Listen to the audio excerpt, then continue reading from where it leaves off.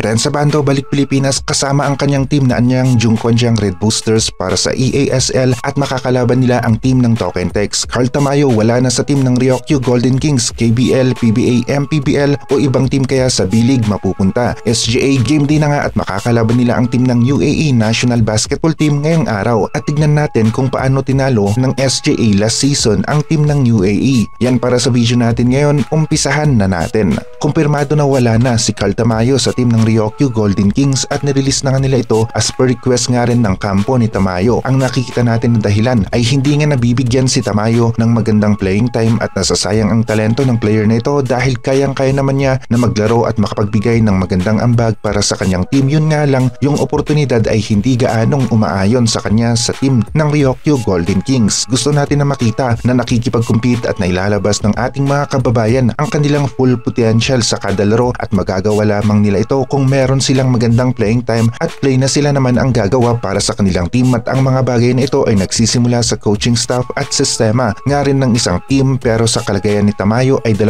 season na hindi nga ito nagamit ng maayos sa team ng Ryokyu Golden Kings. Tamayo sa KBL na nga ba, PBA, MPBL o babalik sa ibang team sa Japan B-League? Yan ngayon ang inaabangan ng mga fans at ang tiyak nga lang ay maglalaro ngayon si Tamayo sa isang team na kung saan na ma-maximize niya ang kanyang potential at mabibigyan niya ito ng magandang playing time. Malapit na nga rin ang laro ng Token Tex laban sa team ng anyang Jungkonjiang Red Boosters na kinabibilangan ni Renza Bando para naman sa EASL. Homecoming para kay Renza Bando ang larong ito at mahilig rin ang mga Pinoy sa mga OPA series kaya posible na baka ang anyang pa ang kanilang suportahan sa larong ito dahil na rin kay Renza Bando. Hindi maglalaro si Renza Bando dahil na rin sa ang diagnosis o bilin sa kanya ng kanyang mga doktor ay pahinga hanggang sa katapusan ng Enero at kailangan na sundin ni Abando ito nang sa ganun ay makarecover nga rin siya ng gusto. Susuportahan nila kay ang kanyang team sa Fieldsport Arena at magiging maganda ang laban na ito mas lalo na sana kung maglalaro itong Silakay at hindi nagkaroon ng injury. Kahit na sa tingin ni Abando ay pwede na itong maglaro at maganda na ang kanyang pakiramdam ay mas mabigat pa rin ang payo ng kanyang mga doktor. Bukas na nga rin ang laro ng Strong Group Philippines sa Dubai International Basketball Championship at makakalaban nila ang team ng UAE National Basketball Team. Makikita na nga natin ang performance ng SGA sa aktual na laro. Dwight Howard, Andre Blatch, Mackenzie Moore, Andre Robertson, Jordan Heading at iba pang players ng SGA na magre-representa sa team ng SGA. Bago ang laro ng SGA ngayong araw ay ganito tinalo ng SGA ang UAE noong last season ng Dubai International Basketball Championship. Beerfield ang nanguna sa opensa ng SGA noon at sa play na ito nagpakawala ng tres. Swabe ang pagpasok ng kanyang tira. Beerfield ulit nagpakita ng dribbling skills, fake drive, biglang pull up para sa isang jumper. Pasok na naman para sa team ng SGA. Sa play naman na ito ay si Nick Yang ang gumawa ng puntos. Nalusutan ng unang defender, nagbitaw ng floater malapit sa ring, pumasok. Cedric Beerfield ulit ang gumawa. Penetration sa loob ng paint, nagbitaw ng isang finger roll layup. Nakakalayo sila sa score sa mga oras na ito ng laro. Nakadikit ang UAE sa mga huling minuto ng laro pero nanaig pa rin ang team ng SGA sa game na ito. Para sa atin mas solid ang SGA ngayong season na ito dahil meron silang legit